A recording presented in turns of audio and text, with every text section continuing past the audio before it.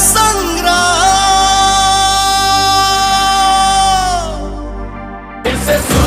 Welcome bank. स्वागत करतानी भोजपुरिया संसार का अपने जहान का नेस्ले एवरीडे सुर संग्राम के द्वितीय महायुद्ध में बजाज एलमंड ड्रॉप से देवी जी का अद्भुत प्रस्तुति के बाद उत्तर प्रदेश के समर्थन में भी एक बहुत बड़ गायक आए वाला बड़न। उनका नाम बताए से पहले हम अब स्वागत करें मुंह योद्धा का, जो अपने स्वर के बल पर आके विराजमान हो गए बहुत बड़ सिंहासन पर। तो आप स्वागत करी जा टावरलाल दंतमंजन यूपी के शान रघुवीर बाबू का।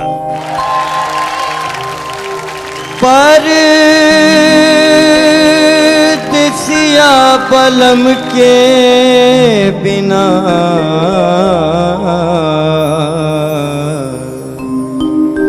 रहलो न जाता। परदेसिया बलम के बिना रहलो न जाता।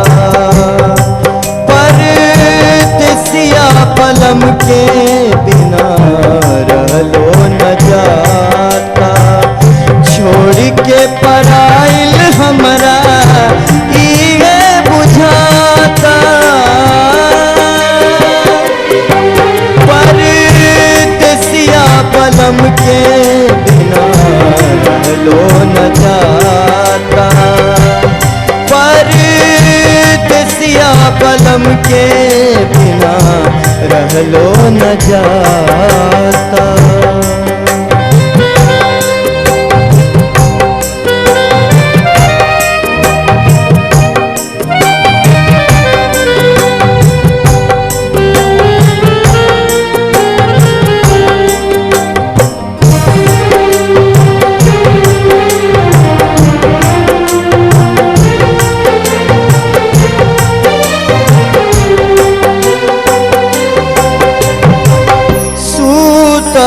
रहनी हम अपनी से जरिया रहले बलम संग हो।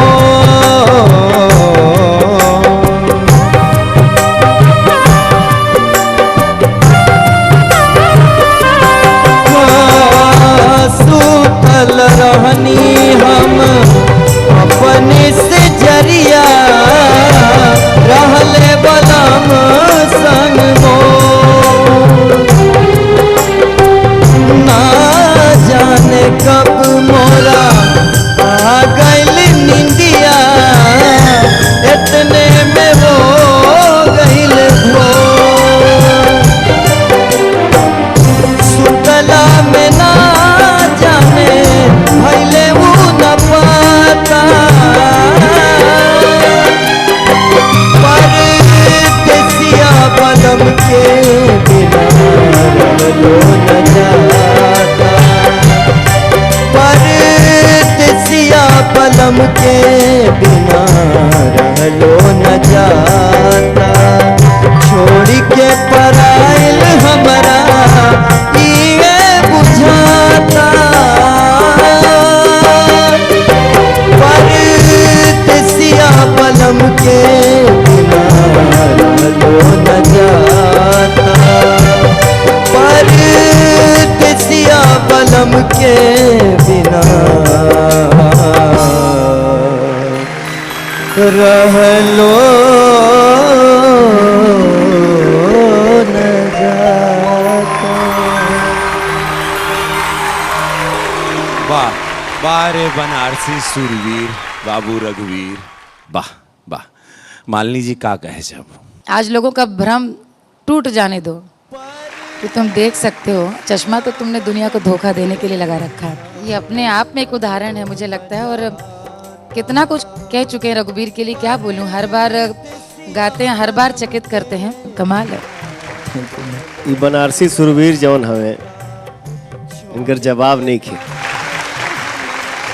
हम एगो बात कहब अपने जनता लोगन से कि अब जौन भी बा आप ही लोगन के हाथ में बा। अब हम नाम लेके कैसे कहीं, लेकिन असली जज आज के डेट में आप लोग बानी। और हमके विश्वास बा कि आप लोग सही फैसला करें। ऐसे ऐसे गीत हमको सुनने को मिला जो शायद लुप्त बोलूँगी मैं, लुप्त हो गया होगा, और उसके लिए थैंक यू रघुवीर एंड ऑल द बेस्ट। और ख़ासकर मैं जनता से मैं भी अपील करना चाहूँगी कि अब आप सबके हवाले हैं और कंजूसी एकदम नहीं किया जाए। बहुत बहुत ऐसा वोटिंग हो कि इंडिया लेवल पे रिकॉर्ड ब्रेक हो जाए वोटिंग का, उस तरह से वोटिंग करें और बस बहुत बहुत आशीर्वाद। वोटिंग लाइन खुलल बाटे, चाप के करी जम के